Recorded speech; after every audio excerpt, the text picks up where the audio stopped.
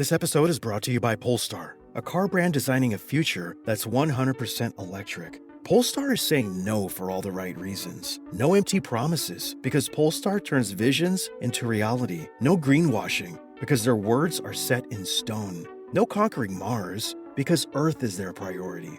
No compromises, because the planet deserves real action. Get the full story and explore the Polestar 2 at polestar.com. What is going on, Laker fans? Thank you very much for being a part of Lakers Talk. What are we now? Almost 2 weeks in here. Tomorrow, I think, is 2 weeks into the NBA season. And the Los Angeles Lakers finally get their first W of the year. I'm waiting all day today. I'm like, look, we're coming off a win. Can we get the show started? I had to be patient. Had to wait till 7 o'clock. Had to wait my turn. I'm glad to be here. Got a ton of stuff that I want to get into. I'll talk about the win, a little bit of the win yesterday, more kind of big picture, the schedule that the Lakers got coming up. Can you turn yesterday into something? Because we know the Lakers are just sitting at 1-5, and if you want to have any type of opportunity to make the playoffs, they obviously got to play much better basketball. So we'll see if they could build off of that. Spend some time on Russ today. Russ deserves to be talked about. Certainly what he's kind of gone through since he's been a Los Angeles Laker. If you have a moment where there's some positive stuff to talk about, I want to take advantage of it because, we obviously haven't had too many of that, whether, some of it you want to put on him or some of it you want to put on just the situation, how the fit hasn't been there. Russ, these last couple of games, there's definitely some good stuff to talk about. We'll do that. Myles Turner wants to be a Los Angeles Laker. I don't know if you guys heard that quote or that conversation with Woj. This was posted, I want to say, earlier today. I know we got a chance to I just want to get my thoughts on it and if the Lakers should be as aggressive as Myles Turner is in campaigning to be a Laker. And then Trevor Lane of Lakers Nation will join the show here in a little bit. Okay, let's start with this. Lakers finally got a W. They finally got a win. We're 6 games into the season, and the Lakers have something to feel good about, and Laker fans have something to feel good about, and the Lakers front office and the players and the coaching staff, everybody has something to feel good about. I'm sure by the time we get to Wednesday, Lakers taking on the Pelicans, that game will be at Crypto. Everyone will have forgot about that. Pelicans sitting at 4-2. They just blew out the Clippers. I think it was yesterday. They had the earlier game. Lakers had the night game. So that will become long gone if it hasn't already become long gone. But the W that the Lakers got yesterday was kind of a relief. You're thinking in your head when a team starts 0-5, when are they going to get their next W? Denver Nuggets are a good team. Lakers just played them on Wednesday. Denver, won by double digits.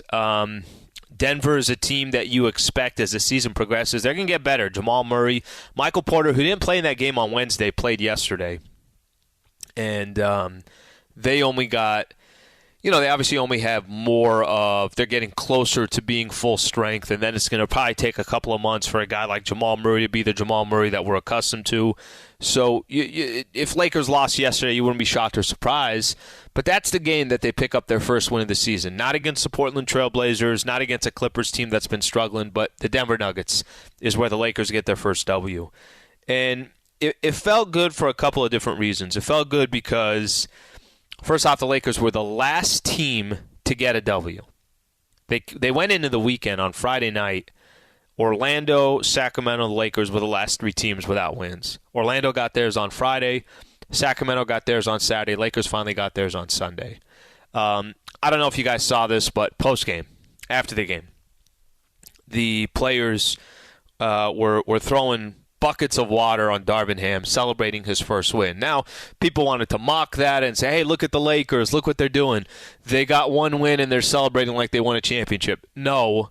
They're celebrating Darvin Ham's first victory as a head coach. And that's just another example of how everybody likes to pile on the Lakers no matter what they do. And I get it. I understand it. Lakers have had obviously so much success. And maybe you're a Bron fan, maybe you're not, whatever the case is. The Lakers get all the attention. So people are trying to find ways to downplay what the Lakers did yesterday. And I'm not here to sit here and tell you that Lakers are going to go on a 6-game winning streak.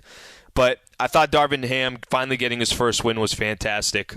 The question now just comes down to, I thought the opponent that the Lakers beat was a good opponent. And I'll get into all the details of what the Lakers did yesterday as far as Russ is concerned and everything that comes with that. But the bigger question for me is, can you build off of it? And here's the thing, Laker fans. I don't know. I genuinely, I am not sure what the Lakers are going to bring on a night-in, night-out basis. What I could tell you is this. If you shoot 40+% from the three-point line, you shoot close to 50% from the field, you have single-digit turnovers like the Lakers did yesterday. They had 9 turnovers. And then you get contributions from about 5, 6 guys you could talk about, whether in double figures or just finding ways to impact the game. You're probably going to win a game. Now, what I don't know is if they can take what they built off on Sunday and bring it into Wednesday's game, and then take that momentum from Wednesday's game and put it into Friday's game, and that Friday game into Sunday. That's kind of where we are with the Lakers right now. It's nice to get your first win, and then it's also nice to turn the page and be like, all right, you're 1 of 5. So they obviously got some work to do, and they got some opponents coming up here where it's going to be critical. It's going to be, so important that the Lakers can get on some type of streak.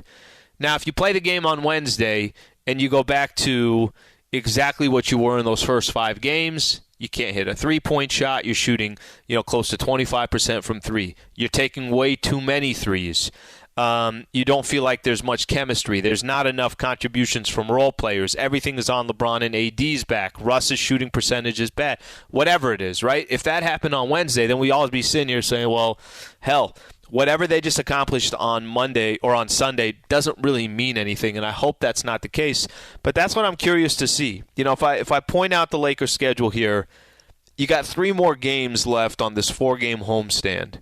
Pelicans, Jazz, Cleveland. 2 of those 3 teams are not only going to be in the playoffs, but are really, really up-and-coming teams in the NBA. I'm a big fan of what the Pelicans are doing, like them or not. I know Brandon Ingram didn't play yesterday. I don't think he's going to play on Wednesday as well. From what I understand, he was in concussion protocol, so I don't think he's going to play. But Zion had a double-double. C.J. McCollum's obviously a fantastic player. They got guys that know their role. That's a tough game.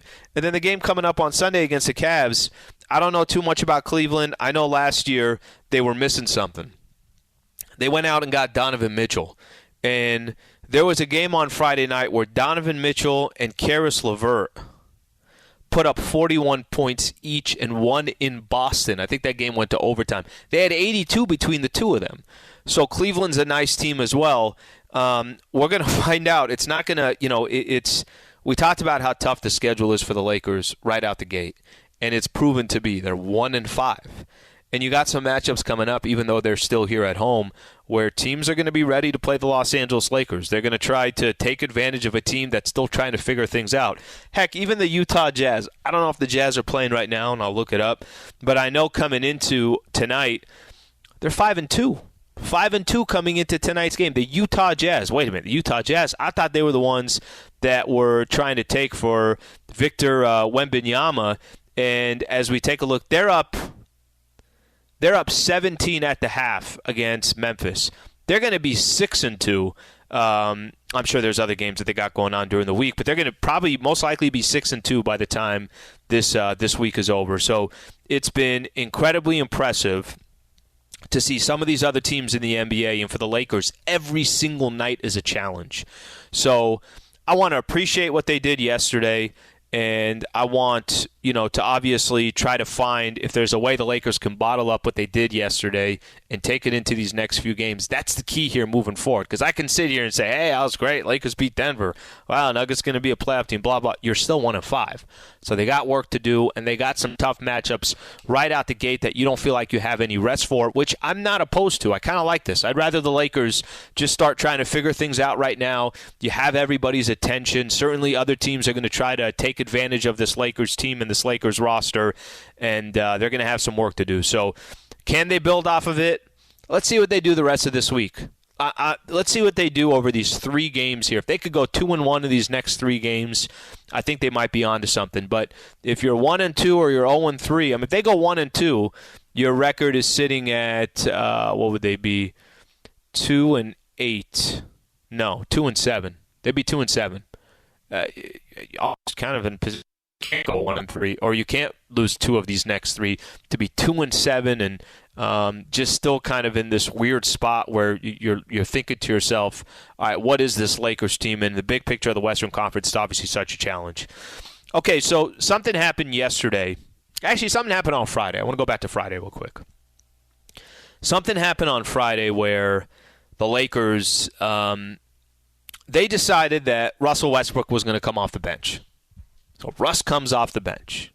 What are the Lakers how is he going to react? And first it was Woj that had tweeted it out. And then Woj said, AD is questionable to go against the Minnesota Timberwolves. Or I think he was doubtful at that point.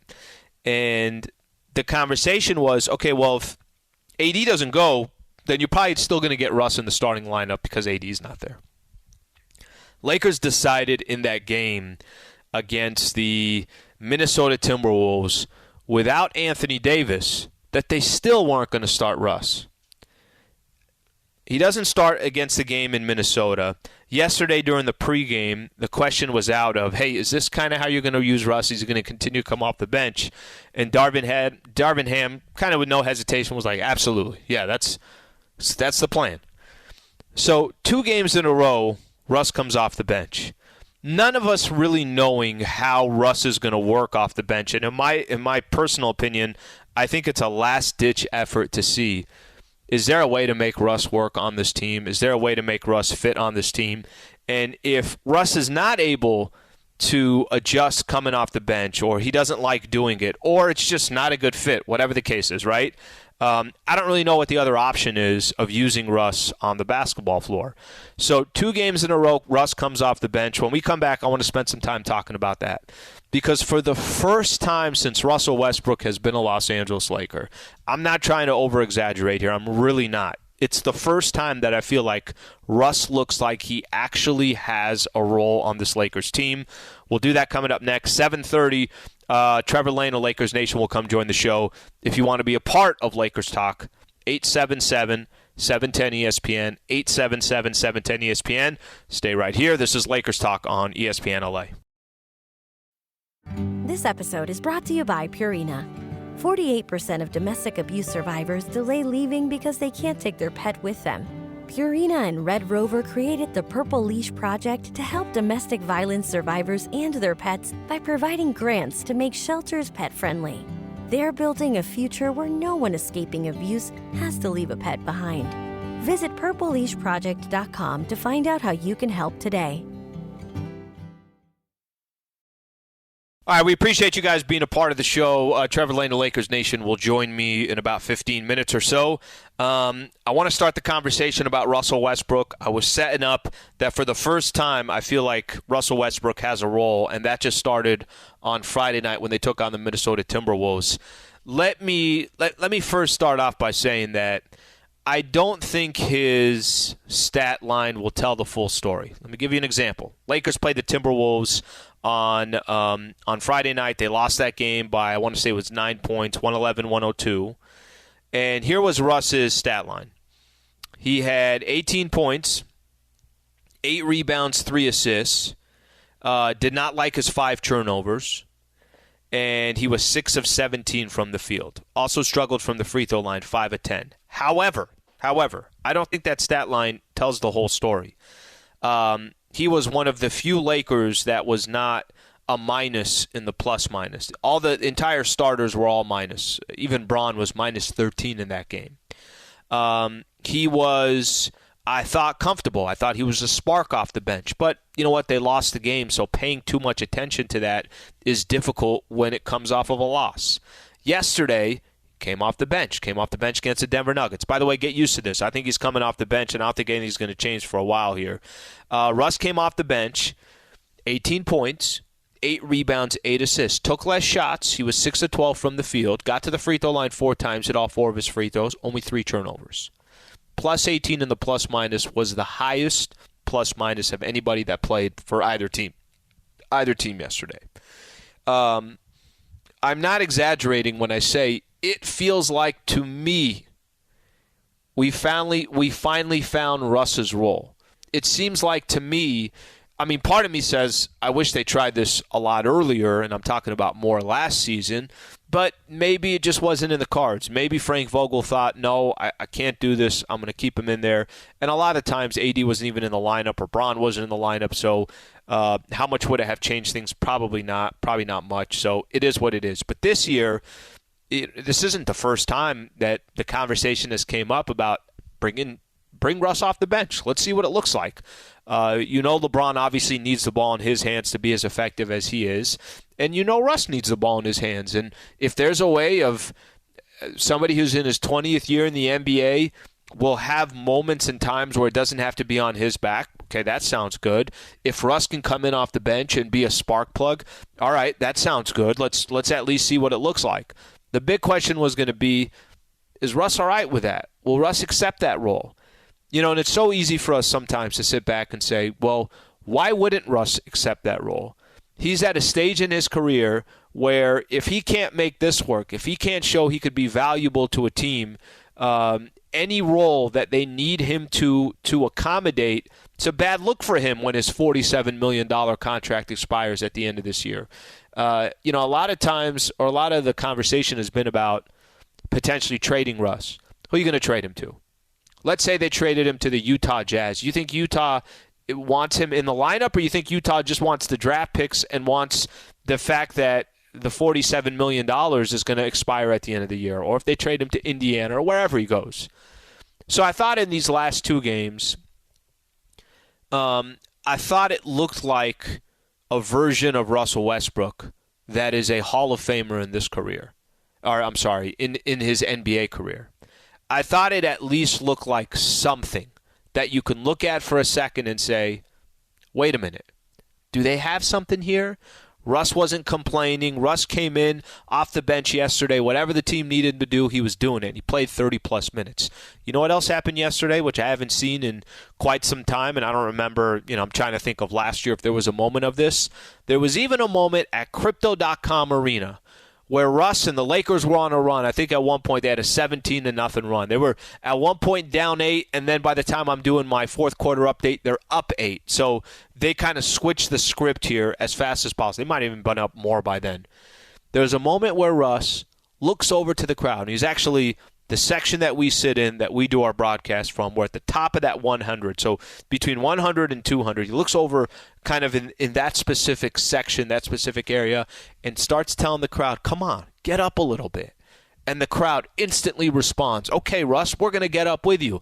Then he looks over to the baseline area. Come on, guys, get up. And the next thing you know, Crypto.com sounded like something that I haven't heard in a really long time, which is they were enjoying themselves watching Lakers basketball. And it has been a while.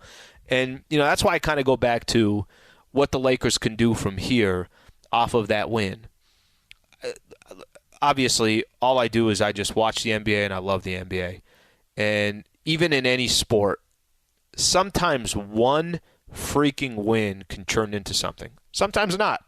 Sometimes you just had a day where things just worked out your way, and then you go back to the average by the time the next game rolls around. But that's why I have such curiosity on what the rest of this week looks like, because my hope is that obviously they carry some of this momentum. I wasn't the only one enjoying Russell Westbrook yesterday. If you guys haven't got a chance to hear this, I got a couple of calls yesterday during the postgame show, and it was just the number of listeners that were like, wow, Darvin Ham talking the way he was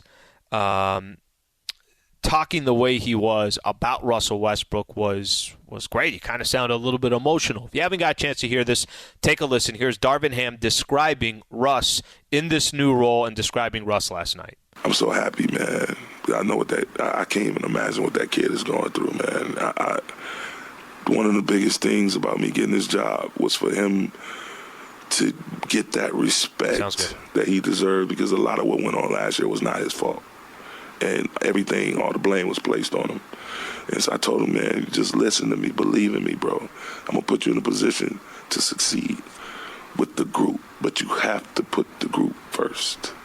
It can't be about me or I or mine. It's got to be us, ours, we, and he's done that. All right, I love that part. You got to put the group first, and he's pleading, asking for Russ, just trust me. And it's Darvin Ham obviously speaking from his perspective. Darvin Ham is the first opportunity to be the head coach in the NBA. He's been an assistant coach for a number of years. He was a player in this league. He was a champion in this league. And his route of getting to where he sits today, I'm sure there's a lot of personal relationships. I'm sure there's a lot of connection with players. I've been there. I've been in your shoes before. Maybe not identical, but he sympathizes with Russ. And it's so easy for us as fans, media, however you want to describe it. Did you win or lose? That's all we ask, especially Laker fans. I mean, Laker fans are spoiled asses. But it's been a couple years since we won a championship. All right, well, that's not how the rest of the NBA works. That's not how sports works. And here's Russ, brought here with the hope and the thought that the Lakers would be competing for a championship. That is yet to obviously happen. And you can hear Darvin Ham in that post-game presser. It's an important moment for him. It could be a defining moment for Russ where he can hang around in this league for X amount of more years if he can prove that, listen, I know I'm not the same player that I used to be. I know the league has changed in front of me, and the way the league at one point was is just not the same. I know my strengths is not three-point shooting. I know that there's going to be nights where, I'm going to be asked to do this because it helps the team, and then there's other nights that they're telling me, hey, we need you to be more selfish because you're the only thing that's going tonight. But to be able to adjust at any moment is going to be the key, and I just take away that, That sound bite of Darvin Ham, I think, is a really great description of Darvin Ham. I could feel it. I could hear inside of him there was relief of getting your first W, but there was also, hey, I think Russ is listening to me, and I think the message I'm trying to give him, at least for a couple nights, it's showing how this could be beneficial to him because it's also of benefit to the team. So we'll see what happens on that front, but I thought that was a powerful moment, and seeing Russ obviously come off the bench for the last 2 days, in my eyes, I said it before, I'll say it again, it's the first time that I genuinely feel that the Lakers look like they have a role for Russ. Quick shout-out here. Visit SoCalOilChange.com for location and game-winning coupons off your next Valvoline Instant Oil Change. We appreciate Valvoline Instant Oil Change, a partner here on Lakers Talk. Don't procrastinate. Don't make it a headache. You need to get your oil change. Go get your service done. Visit SoCalOilChange.com. Okay, so Trevor Lane of Lakers Nation, he's coming up next. I got a lot of stuff I want to get into with Trevor. Obviously the obvious stuff that we've been talking about here, and I haven't even hit on it yet, and part of me wanted to wait a little bit. The Myles Turner on the Woj podcast, and basically asking and playing, hey, Lakers, I'm over here in Indiana. Those draft picks that you guys are waiting on, can you shift those over to Indiana and get me over here? I want to spend some time talking about that. Anthony Davis, how he missed a game on Friday night, how he looked yesterday, how much concern we should have there. So we'll do all that coming up next with Trevor Lane of Lakers Nation. Stay right here. This is Lakers Talk on 710 ESPN. Plus, I will take your phone calls. I'll do it after the Trevor Lane interview. So I know we got a ton of people that want to talk Lakers. Be patient. I'll take your calls before we get out of here. 877-710 ESPN. Lakers Talk on ESPN LA. SimpliSafe was named the best home security of 2022 by U.S. News & World Report. But we don't do what we do for the accolades. We do it to protect you and everything you love. Our advanced sensors and HD cameras are powered by 24/7 professional monitoring for faster police response. Visit simplisafe.com/savings to get 40% off any new system today. Advanced home security, 24/7 professional monitoring for less than $1 a day. There's no safe like SimpliSafe. All right, so 3 games left for the Lakers this week. Got a game coming up against the Pelicans on Wednesday. Got the Utah Jazz, who are winning pretty comfortably right now. 11-point lead against Memphis. If Utah wins tonight, they're 6-2. Someone explain that one to me. And then the Cleveland Cavaliers playing some good ball. Donovan Mitchell, obviously part of that team now. They got the Lakers on Sunday afternoon, 12:30 start. Want to welcome in Trevor Lane of Lakers Nation. Trevor, as always, buddy, appreciate you coming on. Appreciate you always giving your insight here on the show. I want to start off here. I don't know if everyone got a chance to hear this earlier. We're going to play it right now, and I just want to get your thoughts on it. Myles Turner was on the Woj podcast. Let me play this for you because he's basically campaigning. Elections are coming up here, the midterms. I think he's doing the same thing here for the Lakers. I think he's campaigning here. Take a quick listen. This is Myles Turner on with Woj. You've been hearing it for months. So I'll ask you, if you're the Lakers, would you do the 2 picks? Would you do the 2 picks? That's such an intriguing question at that. I think personally, when you look at this business of the league and, knowing the landscape of the league, you have to go off your future, right? And we all know picks are so valuable in this league. And someone like myself, I'm heading into the last year of my deal, and you want to make sure, you're getting a return, for your assets, right? So, if I'm the Lakers, I take a very hard look at this with the position that you're in. I know what I can provide for a team, my leadership, my shot blocking, my three-point ability, and just my ability to make plays out there on the floor. And I take a very long look at it. But as far as pulling the trigger, that's I get paid to shoot. I'm not meant to make these calls, so I couldn't answer that. Trev, he sounds like a general manager in the league. He's polished. Sounds like he knows what he's saying, what he's doing. It's almost like he's interviewing for a job. What did you take of Myles Turner, that conversation, his response to that question? Yeah, I mean, that's the first thing that stands out, right? I mean, you don't typically hear players asked to analyze their own trade value and then give that kind of an answer, really breaking down like, hey, okay, I'm in the last year of a deal and all that kind of stuff. But I started asking the question, does reverse tampering exist?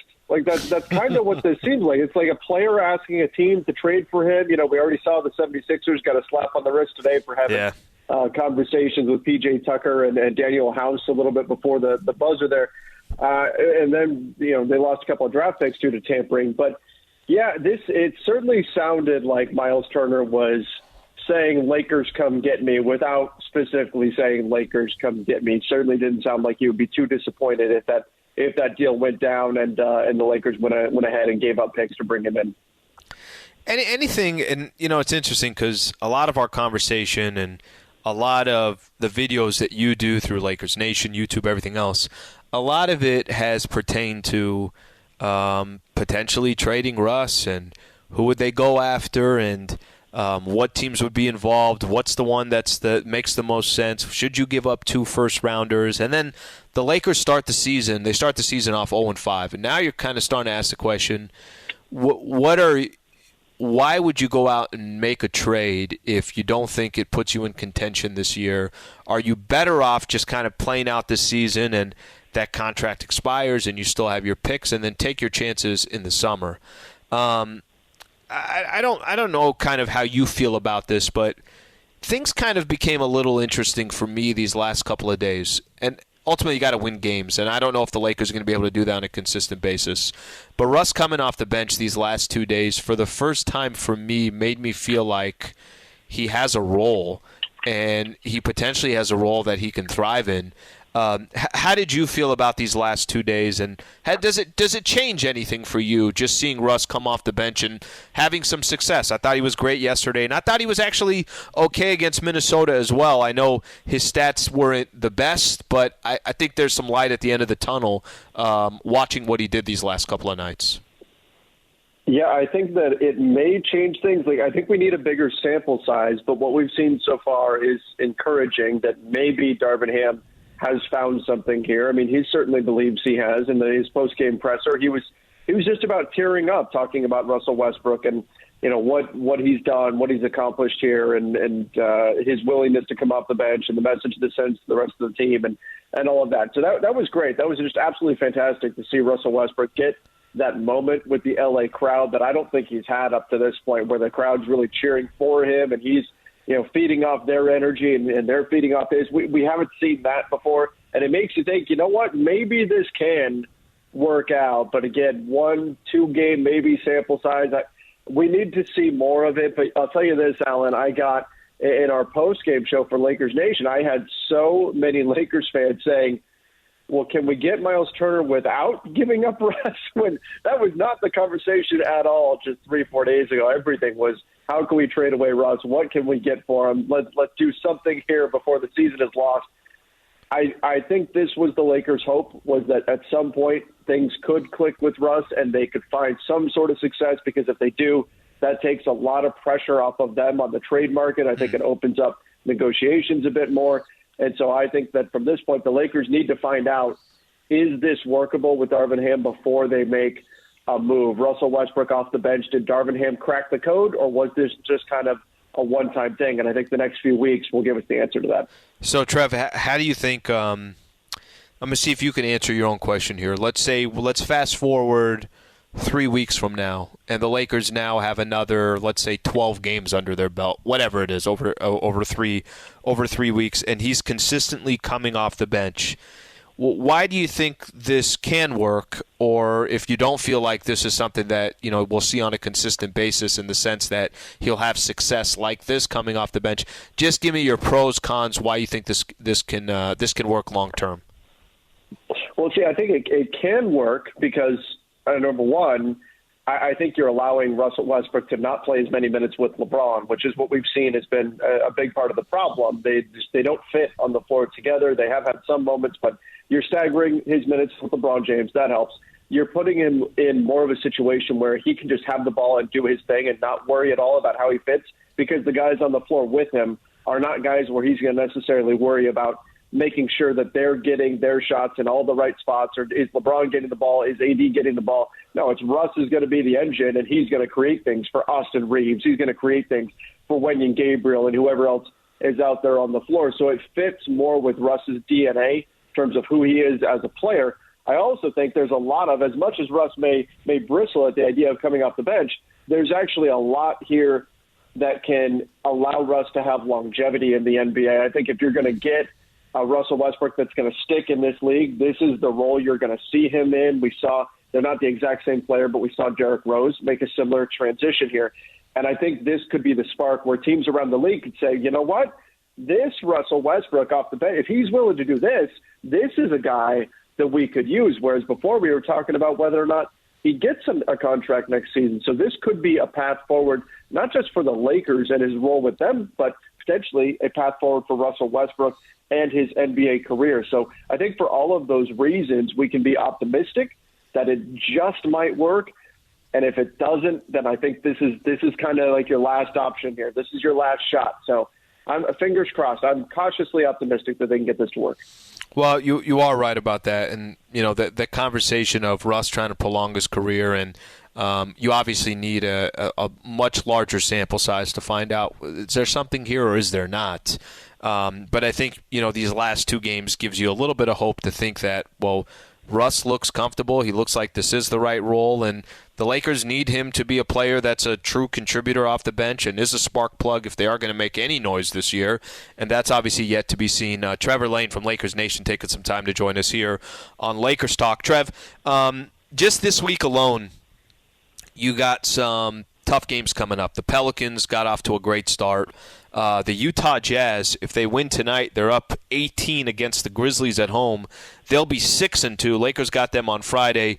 And then the Cleveland Cavaliers, I think, are going to be a handful for a lot of teams out in the Eastern Conference now with Donovan Mitchell. What are you hoping and expecting to see this week? How much of a challenge is it? How do the Lakers take what they accomplished yesterday, which I know is just their first win of the season, but how do they turn it into, hey, the Lakers have won 3 games out of 4, something along those lines? Yeah, I mean, you're going to have to be efficient. You look at the 2 games the Lakers have won so far. If we go all the way back into preseason, so they won a game against Golden State, and then they won the other night against the Denver Nuggets. Both of those games required them to be over 40% from 3.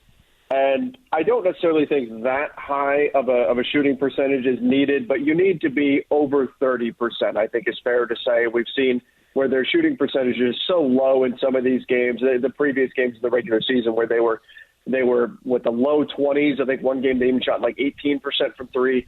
That's just not enough for them to keep up in the modern NBA. And so that's the first thing on my mind, is the shooting percentage has got to be high enough to give them a chance to win games. And then a lot of it is going to transition to what's the status of Anthony Davis? Where is his back at? Is he healthy? Because you're going to need him in those situations. And then can you get some big performances out of the other guys? Is Russ going to click in this role? And then can you get probably two of Lonnie Walker, Austin Reeves, JTA when he comes back, Troy Brown Jr. You need a few of the other guys on the team, Kendrick Nunn, Patrick Beverly, on and on, to pop in any of these games against the really solid teams. And look, Utah, apparently nobody reminded them that they're supposed to be bad because they are absolutely crushing it right now. They're up. I just checked the score. They're up 21 now over Memphis. My goodness. So even that, which we looked at as the gimme game on the schedule, is not going to be that. It's going to be a tough stretch, but you're going to have a slim margin for error. But I think the Lakers showed the blueprint against Denver of how they can beat some of the better teams in the league. You mentioned Anthony Davis. I have not actually talked about it, and my plan was to do this after our chat is done. AD, doesn't play in Minnesota on Friday night. Yesterday, plenty of moments, and listen, he outplayed. I thought he outplayed Jokic yesterday in most of the game. Grimacing, kind of laboring to get up and down the floor. I just, your thoughts. We're 6 games in, and this is obviously a conversation. AD, and I love the heart. I get where he's coming from. His goal was to play all 82 this year, and Darvin Ham was saying yesterday to put that pressure on himself. The team wouldn't even allow him to play 82, he said, because we'd have games where it's the grind of the season that we'd be strategic and say, hey, take a day off or a game off here or there. But to be 6 games in, he's already missed 1 game. You see the way he's laboring up and down the floor. How much does that just go into your thought process as we talk about the Lakers right now? Yeah, I mean, it's not great, when you're looking at how important he is for this roster, and that's the way this team was built, to be very top-heavy. They're going to be very reliant upon their stars. But even just looking at Wednesday, I mean, the matchup is Zion Williamson and Jonas Valanciunas. I mean, if you've got a sore back, that's definitely not going to help, right? So this is going to be a concern until he gets it back to 100%. I don't know what it takes to get there. I know Lakers fans are saying, "Oh no, here we go again with Anthony Davis," and it's frustrating to see how good and how dominant he can be, and then still see him struggling with the injuries and things. He's not choosing to be hurt. He's not choosing to have these things pop up. And you hope that he can get healthy. But for this Lakers team, I do wonder if does this give them any kind of motivation on the trade front, where if you do any kind of a deal, and I'm not saying it's happening tomorrow, are you looking at a situation where you might need to find another big to rely upon? Because we're seeing a lot. I mean, Anthony Davis is playing 100% of his minutes at center. You've got LeBron playing minutes at center. Damian Jones is kind of hit or miss, and frankly more miss than hit right now. Sure. I think that he may need somebody to take some of that burden off of him, and it might have to come from outside. Maybe Thomas Bryant coming back can help in that regard, but I think it's pretty clear that AD, through these first 6 games, I don't think he can be an every-night player right now until this back injury is fully healed. Well, maybe that makes a player like Myles Turner a little bit more attractive, who's more accustomed to playing that 5. Trev, I appreciate the time, buddy. Always enjoy talking Lakers basketball with you. Thank you for making the time, as always, and joining the show. Hey, no problem, Alan. Thank you again, and always a pleasure chatting with you. All right, buddy. That is Trevor Lane of Lakers Nation. Okay, I promise we'll get to some of your phone calls like I mentioned, so we'll take your phone calls coming up next. 877-710-ESPN.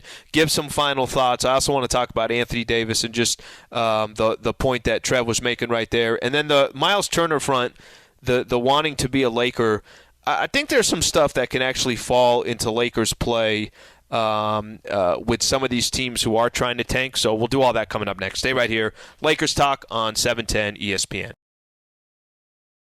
All right, quick shout out to Valvoline Instant Oil Change. Whatever you need, oil changes, tire rotations, transmission care, and more.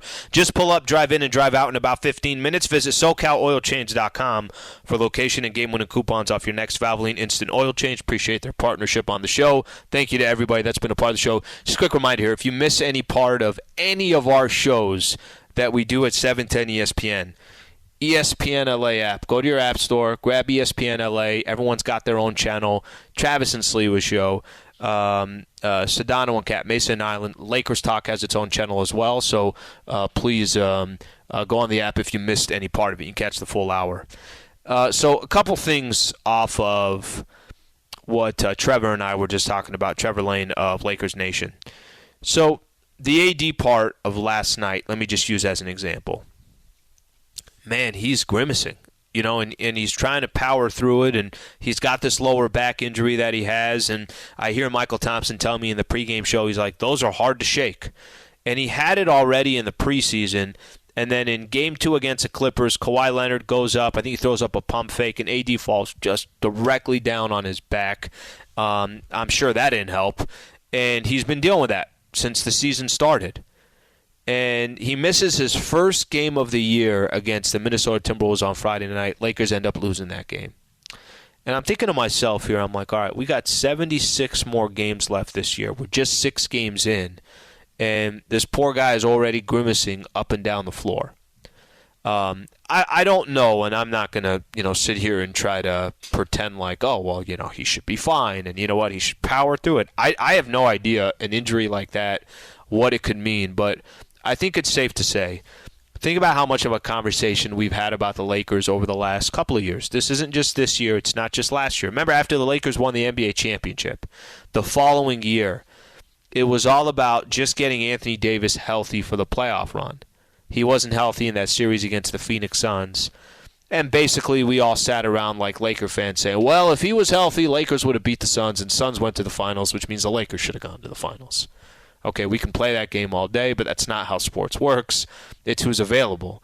But every year it's, well, if Anthony Davis is just healthy, the Lakers they could be a tough out in the playoffs. I'd be lying to you if I didn't say, a few games in here that you're seeing him running up and down the floor. You're seeing him kind of wince at certain times with his back. That is concerning. Now, he has said that he's going to try to power through it as best as he can, and he's going to try to do everything he can to be on the floor for the Lakers, but that part is a little bit concerning. I played so we'll obviously keep an eye on that as the season progresses. There's no conversation around the Lakers without Anthony Davis, and as we get some info, and we'll find out if he's good to go for Wednesday, and Trevor was mentioning going up against Zion or going up against Valanciunas is going to be different, and certainly they like the contact, they want the contact, they want to play physical. See how that affects Anthony Davis coming up on Wednesday. So that Myles Turner piece that I played, where he's basically campaigning to be a Los Angeles Laker. One of the questions that's been difficult to answer, and nobody has the answer to this, is if the Lakers tomorrow traded, let's say they traded Russ and they traded him for Buddy Hield and Myles Turner, how much better does that make the Lakers? Are they now in the conversation with some of these other teams in the Western Conference? And I don't have that answer. I give you my opinion. My opinion is they're still going to need a lot of things to go their way to be a part of that conversation. The West is kind of interesting to start off right now. Do you know who has the best record in the Western Conference right now? The Portland Trailblazers. They're 5-1. The San Antonio Spurs have the third best record. They're 5-2. The Utah Jazz have the fourth best record. They're 5-2, about to be 6-2. And then come the Pelicans. It's right now you got Dallas, Golden State, the Clippers all at 3-4, and the Clippers are at 2-4. So, and the Clippers have lost 4 games in a row. Kawhi is missing games now again. So I have, if I thought coming into the year, hey, this is what it's going to look like, well, I'm looking at the standings right now, and I know we're only a couple weeks in. That does not look like anything that I thought it was going to. The Myles Turner piece is interesting for the reason that Trev mentioned at the end there about the Lakers potentially needing another big man because you don't know how healthy Anthony Davis is going to be this year. I've always kind of had this mantra when it comes to if the Lakers are going to go out and make the trade and if they're going to do it. Does it make sense? Does it not make sense? In my opinion, it's always come down to, and a lot of this is because Pelinka mentioned it during Media Day. They can't screw this one up. If you're going to go make a trade, you got to hit. And if you're going to go out and get rid of those final couple of assets that you have, literally the final couple of assets that you have, then you have to make sure that you have a chance to cash it in, that you are one of the elite teams in the Western Conference. It does now put you in the conversations with one of those other teams. And do I think Myles Turner and Buddy Hield puts them into that conversation? Maybe it can, but I'm more hesitant than I am to say, oh, they got those two, watch out for the Lakers. I think they would fit great. Lakers need a shooter. That's Buddy Hield. Myles Turner is a player that plays defense, has had a couple years in the NBA where he's been around the leader in block shots, shoots about 35% from the three-point line, can spread the floor, can also bang down low and be a good defensive player. But I don't know if that's going to be the difference. So I hesitate on a move like that coming. But Myles Turner certainly wants to see it happen. Okay, a couple quick shout-outs here. Thank you to Michael Funches. Thank you to Laura Romo. Thank you to Mara Ruiz. Appreciate everybody in the studio that helped out with the show tonight. I'm back on tomorrow morning with Travis Rogers, 10 a.m. to 1 p.m. We'll continue our show, and then the next Lakers game is coming up on Wednesday. Laker fans, appreciate you being a part of the show. Have a great rest of your night, LA. Thank you.